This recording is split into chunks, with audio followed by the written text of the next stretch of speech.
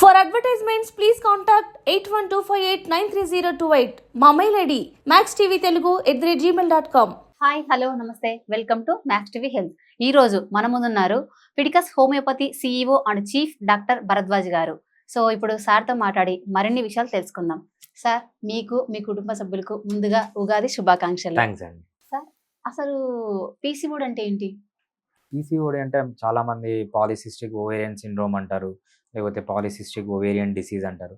ఇది విమెన్లో common disease అనమాట. మనము ప్రివరెన్స్ అనేది ముందు కంటే చాలా ఎక్కువ పెరిగింది. ఫర్ ఎగ్జాంపుల్ పాతకాలంలో అంటే ఒక 10 year ముందు స్టాటిస్టిక్స్ ఎలా ఉండేదంటే రీప్రొడక్టివ్ ఏజ్లో ఉన్న ఉమెన్ ఒక 100 మందిని తీసుకుంటే దాంట్లో 5 members-కో 6 members-కో ఉండేదన్నమాట. కానీ ఇప్పుడు ఏమైందంటే మోర్ దాన్ 25% ప్రివలెన్స్ ఉంది.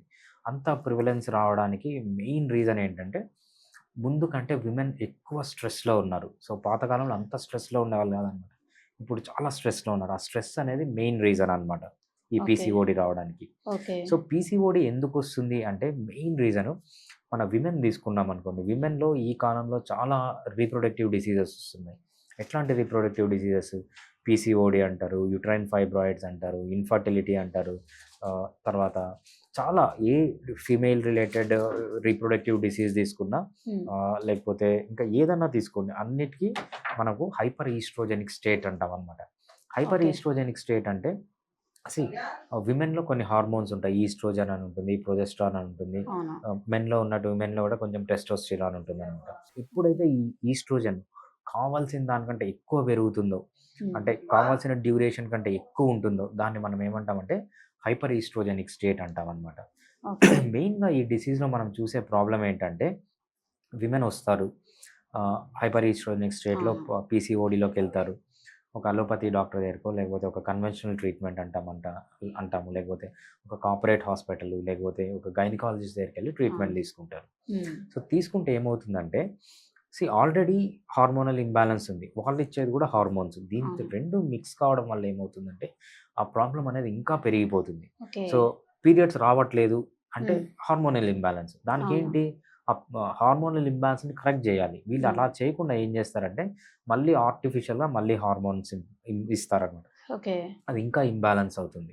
సో బేసిక్గా రూట్ని కరెక్ట్ చేయకుండా ఎప్పుడైతే హార్మోనల్ ఇంబ్యాలెన్స్ ఇంకా ఎక్కువ చేస్తారో ఈ ప్రాబ్లం అనేది లైఫ్ లాంగ్ అలానే ఉండిపోతుంది. ఇప్పుడు సింపుల్ పీసీఓడి ఉన్నది, ఫ్యూచర్లో ఇన్ఫర్టిలిటీ, క్యాన్సర్స్, ఒబేసిటీ, ఇంకా అన్ని మెటబాలిక్ డిజార్డర్స్ అని ఏమేమి చెప్తుంటే అన్నీ వచ్చే ఛాన్సే ఎక్కువగా ఉంటుందన్నమాట ఈ పీసీఓడి ఉన్న విమెన్. ఓకే సార్, మరి పీసీఓడి అసలు ఏ స్టేజ్ నుంచి స్టార్ట్ అవుతుంది? రైట్, పీసీఓడి ఎందుకు స్టార్ట్ అవుతుంది అంటే దానికి మెయిన్ రీజన్ ఏంటంటే హైపర్ ఈస్ట్రోజెనిక్ స్టేట్. ఈ హైపర్ ఈస్ట్రోజెనిక్ స్టేట్కి నెంబర్ 1 రీజన్ ఏంటంటే ఎక్కువ కార్బోహైడ్రేట్ ఫుడ్ తీసుకోవడం. ఎప్పుడైతే ఎక్కువ కార్బోహైడ్రేట్ ఫుడ్ తీసుకుంటారో ఆ ఫుడ్ ఏమవుతుందంటే మనకు రెండుగా కన్వర్ట్ అవుతుంది. ఒకటి కొలెస్ట్రాల్గా కన్వర్ట్ అవుతుంది, అదేవిధంగా ఫ్యాట్గా కన్వర్ట్ అవుతుంది అనమాట. సో ట్రైగ్లిజరైడ్స్గా కన్వర్ట్ అవుతుంది. ఎప్పుడైతే ఇది కొలెస్ట్రాల్గా కన్వర్ట్ అవుతుందో అది హార్ట్లో డిపాజిట్ అవుతుంది, హార్ట్ అటాక్స్ వస్తాయి. ఎప్పుడైతే అది ట్రైగ్లిజరైడ్స్గా కన్వర్ట్ అవుతుందో రెండుగా బాడీలో డిపాజిట్ అవుతుంది. ఒకటి అబ్డామిన్లో, దాన్ని విజరల్ ఫ్యాట్ అంటాం. ఒకటి స్కిన్ కింద డిపాజిట్ అవుతుంది అన్నమాట, దాన్ని సబ్కుటేనియస్ ఫ్యాట్ అంటాం. ఈ సబ్కుటేనియస్ ఫ్యాట్ నుంచే ప్రాబ్లమ్స్ వస్తాయి. ఈ సబ్కుటేనియస్ ఫ్యాట్ ఎప్పుడైతే స్కిన్ కింద ఫ్యాట్ డిపాజిట్ అవుతుందో అక్కడ ఏమవుతుందంటే అరోమటేజ్ అని ఒక ఎంజైమ్ ఉంటుందన్నమాట ఫ్యాట్లో. ఆ అరోమటేజ్ ఎంజైమ్ ఏం చేస్తుందంటే ఈ ఆండ్రోజన్స్ ఏవైతే టెస్టోస్టిరాన్ అవన్నీ విమెన్లో రిలీజ్ అవుతాయో అవంతా ఈస్ట్రోజన్గా కన్వర్ట్ అవుతుంది. ఈస్ట్రోజన్గా కన్వర్ట్ అయినప్పుడు ఏంటంటే హైపర్ ఈస్ట్రోజెనిక్ స్టేట్ వచ్చి ఈ హైపర్ ఈస్ట్రోజెనిక్ స్టేట్ వల్లనే యూటరైన్ క్యాన్సర్స్ కానీ, ఎండోమెట్రైటిస్ కానీ, ఇన్ఫర్టిలిటీలు కానీ, పీసీఓడీలు కానీ అన్నీ దీనివల్లనే మెయిన్గా వచ్చే రీజన్ అనమాట. సో ఏ స్టేజ్లో విమెన్ ఎక్కువ కార్బోహైడ్రేట్ తీసుకుంటున్నారు అని మనం ఆలోచిస్తే ఈ కాలంలో చిన్న పుట్టిన పిల్ల దగ్గర నుంచి మా దగ్గరకు వచ్చే కేసెస్ ఎలా ఉంటాయంటే 8 years 9 years పిల్లలు మెచ్యూర్ కావడం ఏంటంటే అప్పుడే ఎక్కువ కార్బోహైడ్రేట్ పెట్టడం వల్లనే ఈ ప్రాబ్లమ్స్ అన్నీ వస్తున్నాయి అన్నమాట. సో ఇప్పుడు వచ్చే ప్రాబ్లమ్స్ ఏంటంటే పాతకాలంలో ఎలా ఉన్నిందంటే 14 years 15 years మ్యారేజ్ చేసేవాళ్ళు, రైట్? అదేవిధంగా ఎప్పుడైతే 14-15 years మ్యారేజ్ చేస్తారో వీళ్ళలో బేసిక్గా ఏంటంటే ఎర్లీ మెచ్యూర్ అవుతున్నారు. పాతకాలంలో ఎర్లీగా మెచ్యూర్ అయ్యే వాళ్ళు కాదు. అంటే ఇప్పుడు 9 years మెచ్యూర్ అవుతున్నారు పిల్లలు, పాతకాలంలో 14 years 13 years అయ్యేవాళ్ళు. అంటే ఒక 5-6 years హైపర్ ఈస్ట్రోజెనిక్ స్టేట్లో Yes. ఉంటున్నారు ముందు కంటే. ఉమ్, ఇప్పుడు 9 ఇయర్స్ మెచ్యూర్ అయింది అనుకోండి పాప ఉమ్, ఇంకో పాప 14 ఇయర్స్కి మెచ్యూర్ అయింది అవును, అనుకోండి. ఈ ఈస్ట్రోజెనిక్ స్టేట్ ఎంత 5 ఇయర్స్ తేడా వచ్చేస్తుంది. అంటే exactly. 5 ఇయర్స్ బాడీలో ఈస్ట్రోజన్ అనేది పెరిగిపోతుంది. ఉమ్, అదేవిధంగా ఇప్పుడు ఏం చేస్తారంటే లేట్ మ్యారేజ్ లేకపోతే Yes. లేట్గా పిల్లల్ని కనడం, ఆ, ఒకరిని ఇద్దరిని పిల్లల్ని కనడం. సో మనకు పెళ్ళి అయింది అనుకోండి, కన్సీవ్ అయ్యారు, పిల్లలు పుడుతున్నారంటే అప్పుడు 1.5 ఇయర్ ఎమోనియా స్టేజ్లో ఉంటారనమాట. అంటే okay. Gestational ammonia. పిల్లవాడు కడుపులో ఉన్నంత 9 మంత్స్ ఎమేనోరియా అంటే లో ఈస్ట్రోజన్ ఉంటుంది.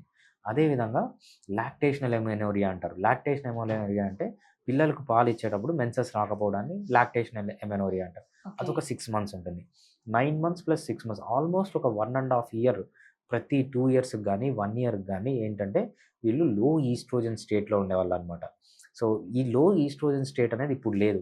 పాతకాలంలో ఎంతమంది 10 మందినో లేకపోతే 15 మందినో పిల్లల్ని కనేవాళ్ళు. అవును, ఆ! అంటే ఈ 15 సంవత్సరాలు లేకపోతే 15 నుంచి 20 సంవత్సరాల వరకు వీళ్ళకి లో ఈస్ట్రోజన్‌లో ఉండేవాళ్ళు. కానీ ఇప్పుడు ఏమవుతుంది? పిల్లల్ని కనకపోవడం, లేట్‌గా పిల్లల్ని కనడం, త్వరగా మెచ్యూర్ కావడం, ఇవన్నీ ఏంటంటే ఈస్ట్రోజన్ బాడీలో పెరిగిపోయి హైపర్ ఈస్ట్రోజెనిక్ స్టేట్‌లోకెళ్ళి ఈ పీసీఓడీ ప్రాబ్లమ్స్ అనేవి ఎక్కువ ఓకే. అవుతున్నాయన్నమాట. సార్, మరి పీసీఓడి ప్రాబ్లం వచ్చిందని మనకి ఎలా తెలుస్తుంది? అసలు ఎప్పుడు తెలుస్తుంది అసలు ఇది? రైట్. పీసీఓడీలోకి క్యారెక్టరిస్టిక్ సిమ్టమ్ ఏంటి అంటే ఎమోనోరియా.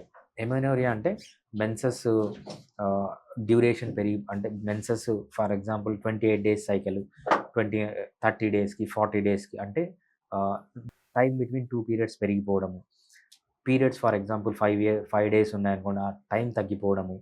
Painless periods. నార్మల్గా పీరియడ్స్ అంటే కొద్దిగా పెయిన్ ఉండాలి. పెయిన్ తగ్గిందనుకోండి, painless periods is one of the symptoms of PCOD అనమాట. అవును. అదేవిధంగా వీళ్ళు ఏంటంటే నార్మల్గా ఒబేస్గా ఉంటారు. అంటే ఒబేసిటీ లేని వాళ్ళకి పీసీఓడీ ఉండదా అని కాదు. ఒబేసిటీ ఉన్న వాళ్ళకి ఏంటంటే ఎక్కువ ఉంటుందన్నమాట పీసీఓడీ. లేని వాళ్ళకి కూడా ఉంటుంది. వాళ్ళకి కూడా అంతే. ఎక్కువ కార్బోహైడ్రేట్ తీసుకుంటే ఫ్యాట్ డిపాజిట్ అవుతుంది. ఆ ఫ్యాట్ డిపాజిట్ కావడం వల్ల మళ్ళీ అరోమటైజ్ ఎంజైమ్ ఇవన్నీ కామన్గా వస్తాయి. Menstrual problems. అదేవిధంగా అకాంతోసిస్ నైగ్రికాన్స్ అంటాం అనమాట. మెడ దగ్గర కానీ లేకపోతే ఈ ఫోల్డ్స్ ఉంటాయి కదా, Okay. బాడీలో ఎక్కడైతే ఫోల్డ్స్ ఉంటాయో అక్కడ బ్లాక్గా కావడం, దాన్ని Okay. అకాంతోసిస్ నైగ్రికాన్స్ అంటారు. అదేవిధంగా బాడీలో మెయిన్గా ఆడవాళ్ళకి మీసాలు గడ్డాలు Okay. రావడము, ఇవన్నీ కామన్ సిమ్టమ్స్ అనమాట మనము పీసీఓడీలో అంటే చూసి. పీసీఓడి వస్తే ఎందుకంటే కొంతమందికి ఇలా మీసాలు గడ్డాలు ఉంటాయి. మరి Right. ఎందుకు అది పీసీఓడి ప్రాబ్లం వల్లనేనా? పీసీఓడీ ప్రాబ్లం అండి. Hirsutism Okay. అంటారనమాట. ఇది ఏమవుతుందంటే ఎక్కువ ఆండ్రోజెన్స్ రిలీజ్ కావడం. ఫర్ ఎగ్జాంపుల్ విమెన్లో ఏంటి కొంచెం తక్కువ ఉంటాయి అనమాట టెస్టోస్టిరాన్. వీళ్ళలో ఏంటంటే ఫ్రీ టెస్టోస్టిరాన్. ఓకే. ఎప్పుడైతే వీళ్ళకి ఫ్యాట్ అనేది పెరిగిపోతుందో అక్కడ ఏమవుతుందంటే కొన్ని ప్రోటీన్స్ ఉండవన్నమాట. అంటే ఈ ఆండ్రోజెన్స్తో బైండ్ చేసే ప్రోటీన్స్ ఉండవన్నమాట. ఎప్పుడైతే ఈ ప్రోటీన్స్ తగ్గిపోతాయో ఆండ్రోజన్ బాడీలో ఫ్రీగా ఉంటుంది. ఎప్పుడైతే ఆండ్రోజన్ ఫ్రీగా ఉంటుందో మీసాలు గడ్డాలు రావడము, అదేవిధంగా ఒబేసిటీ రావడం, ఎస్పెషల్లీ ఈ అరౌండ్ ది వేస్ట్ పెరగడము, ఓకే. అదేవిధంగా టోన్ ఆఫ్ వాయిస్ అంటే మగవాళ్ళ గొంతులాగా మారడము, ఇవన్నీ మనము పీసీఓడీలో కామన్గా చూస్తామండి. ఓకే సార్, మరి చాలా మంది ఇప్పుడు ఒక ప్రాబ్లంతో బాధపడుతున్నారు. పీసీఓడి వచ్చిన తర్వాత కొంతమందికి పిల్లలు పుట్టారని చెప్పేసి చాలా మంది బాధపడుతున్నారు. అదే నిజమేనా సార్ మరి? రైట్ అండి. ఎందుకంటే పీసీఓడీలో ఏమవుతుందంటే ఓవ్యులేటరీ సైకిల్స్ అంటాం అనమాట. ఓవ్యులేటరీ సైకిల్స్ అంటే నార్మల్ విమెన్ తీసుకున్నాం అనుకోండి, 28 డేస్ సైకిల్లో 14th డే అనేది ఎగ్ అనేది రిలీజ్ కావాలి. ఓవం అంటాం అనమాట. ఓవం అనేది రిలీజ్ కావాలన్నమాట. ఓకే. వీళ్ళలో ఏమవుతుందంటే ఓవా రిలీజ్ కాదు. ఓవా రిలీజ్ కాకుండా ఆ టోటల్ స్ట్రక్చర్ అలానే ఉండిపోతుంది అనమాట. So Okay. అందుకే ఓవ్యులేటరీ సైకిల్స్ ఎప్పుడైతే ఓవ్యులేటరీ సైకిల్స్ ఉంటాయో అది పెయిన్ఫుల్ మెన్స్ట్రుయేషన్ ఉంటుంది. వీళ్ళకి పెయిన్ ఉండదు, ఓవ్యులేషన్ కాదు. ఎప్పుడైతే ఎగ్ రిలీజ్ కాదో అది స్పర్మ్‌తో ఫర్టిలైజ్ కాదు, పిల్లలు పుట్టారనమాట. అందుకే మనం ఏం చేస్తామంటే పీసీఓడీలో అల్ట్రాసౌండ్ అబ్జర్వ్ చేసినప్పుడు, అల్ట్రాసౌండ్ పెట్టి చూసినప్పుడు మనకు పర్ల్ చైన్ స్ట్రక్చర్ అంటాం అనమాట. ముత్యాల హారం ఎలా ఉంటుంది అంటే ముత్యాలు ఉంటాయి అవును. కదా, ఉమ్. సో ఓవరీ చుట్టూ అలా తయారవుతుంది. ఎందుకు అవుతుంది అంటే ఫాలికిల్స్ అవి ఓపెన్ కావు, మెచ్యూర్ అయితే ఎగ్ రిలీజ్ అవుతుంది. అది మెచ్యూర్ Okay. కాకుండా ఫాలికల్స్ అలానే ఉండిపోతాయి. ఎప్పుడైతే ఓవరీ చుట్టూ ఫాలికల్స్ ఉండిపోతాయో అది ఏమవుతుందంటే ఒక ముత్యాల హారం లాగా ఓవరీ చుట్టూ తయారవుతుంది. దాన్ని పర్ల్ చైన్ స్ట్రక్చర్ అంటాం అనమాట. So okay.